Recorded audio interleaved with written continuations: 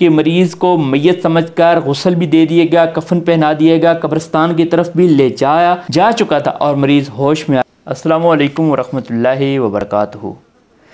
नाज़रीन गिरामी, कैसे हैं आप? उम्मीद करता हूँ कि आप बिल्कुल खैरियत से होंगे, मज़े में होंगे। नाज़रीन मोहतरम, एक ऐसा मर्ज़ जिसमें मरीज़ की सांस रुक जाती है, दिल की धड़कन को महसूस किया जाए तब भी महसूस नहीं होती, नब्ज़ पर हाथ रखकर महसूस किया जाए कि नब्ज़ चल रही है या नहीं तो नब्ज़ भी महसूस नहीं होती। मरीज़ के अहले खाना मरीज़ को मुर्दा तस्वर कर लेते हैं। वो समझते हैं कि सांस भी नहीं चल रही, दिल की धड़कन भी महसूस नहीं हुई, नब्ज़ भी महसूस नहीं हुई, मरीज़ मर चुका है। उसको उठाकर जाकर मैयत समझकर दफना देते हैं, जबकि मरीज़ ज़िंदा होता है।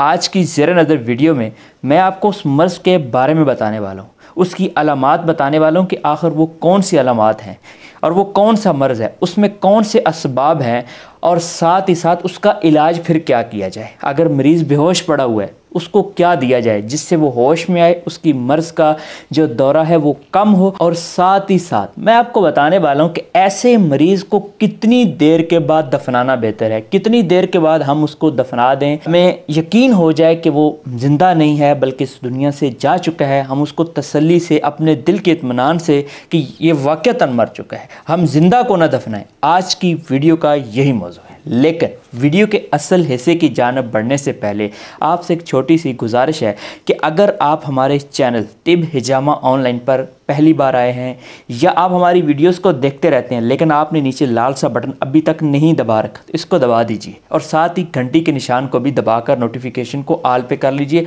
ताकि हमारी हर नई आने वाली वीडियो का नोटिफिकेशन आपको बर वक्त मिल सके।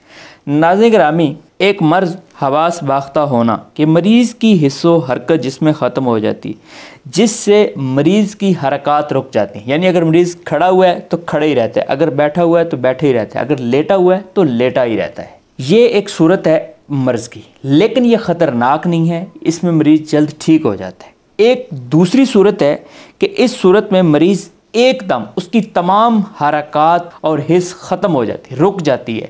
बज़ाहिर मरीज़ ऐसे लगता है कि जैसे मर गया है और मरीज़ मुर्दों की तरह बेहोश होकर पड़ा रहता है। ये किस्म हवास बाख्ता होने से भी ज़्यादा ख़तरनाक है, इसे तिब में सक्ता कहा जाता है। इस मर्ज़ में दिमाग के अंदर बाहर इस कदर रतूबत बलगम भरकर जम जाती है कि सुद्दे तामा की शक्ल अख्तियार कर जाती है और साथ ही साथ खून का दबाव बढ़ जाता है और बाज़ औक़ात मरीज़ को इसी हालत में फालिज हो जाता है।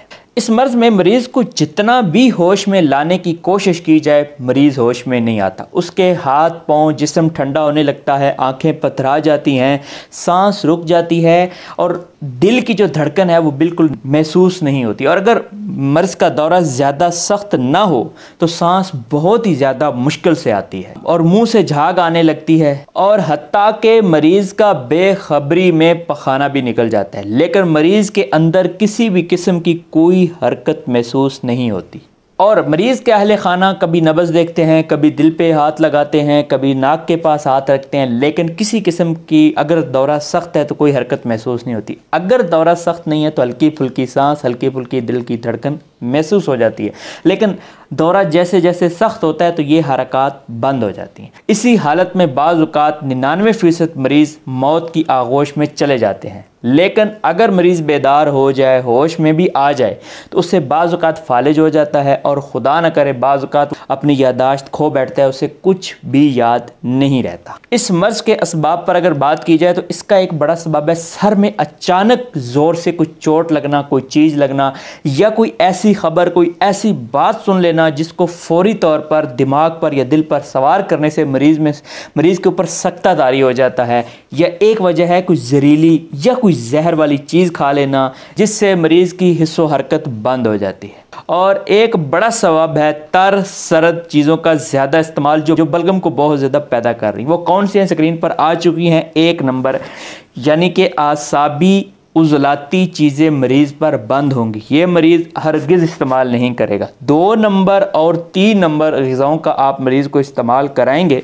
आप मरीज़ को उज़लाती असाबी रोगन नाक के अंदर लगाएंगे, हल्क के बाहर भी लगाएंगे और हल्क के अंदर भी लगाने की कोशिश करें, ज़ुबान पर भी लगाएं। और उसको इस मर्ज़ में जो मेडिसिन आप खिलाएंगे वो है 2 मलयन। ये स्क्रीन पर आ भी चुकी है। आप किसी छोटी सी प्याले में या प्याली में या किसी और प्लेट में दवाई 500 मिलीग्राम डाल लें, उसमें नीम गर्म डाल के उसको अच्छी तरह मिक्स कर लें, फिर थोड़ा थोड़ा मरीज़ के मुंह में टपकाते रहें। ये 2 मलयन 500 मिलीग्राम एक वक्त में उसको खिला दें, पिला दें।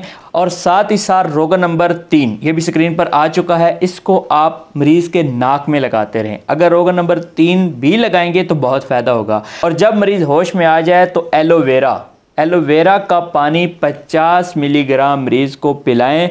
और इसके अलावा सुबह नहार मुँह यही 50 मिलीग्राम उसको पिलाते रहें। और रात के खाने से 1.5 घंटा पहले 50 मिलीग्राम एलोवेरा का पानी पिला दें। और जब देखें कि मरीज़ को सही तरह से पखाना आ रहा है तो इसकी मिकदार खुराक इतनी ही रहने दें। और अगर मरीज़ को सही तरह से पखाना नहीं आ रहा तो आप एलोवेरा के पानी की मिकदार खुराक थोड़ी सी बढ़ा दें। तो इससे मरीज़ के ऊपर जो मर्ज़ की शिद्दत है वो आहिस्ता आहिस्ता आहिस्ता कम होने लगेगी और मरीज़ सेहत की तरफ लौटेगा। लेकिन साथ में वजाहत करता चलूँ कि किसी माहिर तबीब मुआलिज को उसकी नब्ज़ और सुबह का पहला छोटा पेशाब, जिसे तिब में कैरूरा कहा जाता है, वो मुआलिज को ज़रूर दिखाएं। और मैं साथ आपको, जैसे शुरू में मैंने आपको अर्ज़ की कि इसको फ़ौरन दफनाना नहीं है, ऐसे मरीज़ को हरगिज़ फ़ौरन मत दफनाएं। कम अज़ कम 24 घंटे तक इंतज़ार करें और तसल्ली करें कि उसकी सांसें वाक़अतन रुक चुकी हैं, उसकी दिल की धड़कन बिल्कुल महसूस नहीं हो रही, नब्ज़ बिल्कुल महसूस नहीं हो रही। आपको और डॉक्टर्स को या तबीब को जब मुकम्मल तसल्ली हो जाए कि मरीज़ दुनिया में नहीं रहा, उस वक़्त आप उसको दफनाइए। उससे पहले हरगिज़ मरीज़ को मत दफनाइए। ऐसे केसेस हो चुके हैं कि मरीज़ ज़िंदा था, अहले खाना ने मुर्दा समझकर दफना दिया। और आपने भी ऐसे केसेस ज़रूर सुने होंगे कि मरीज़ को मैयत समझकर गुस्ल भी दे दिएगा, कफन पहना दिएगा, कब्रिस्तान की तरफ भी ले जा चुका था और मरीज़ होश में आ गया जबकि उन्होंने कहा कि मरीज़ ज़िंदा था। ये आपने सुना होगा। तो इसलिए नाज़रीन गिरामी, आपने मरीज़ को फ़ौरन नहीं दफनाना। 24 घंटे तसल्ली के बाद जब आपको यकीन कामिल हो जाए, उसके बाद अल्लाह की अमानत अल्लाह को सुपुर्द कर दें। आज की वीडियो में इतना ही। उम्मीद करता हूं कि आपको वीडियो पसंद आई होगी। वीडियो पसंद आने की सूरत में लाइक कीजिएगा और अपने दीगर दोस्तों के साथ ज़रूर शेयर कीजिएगा।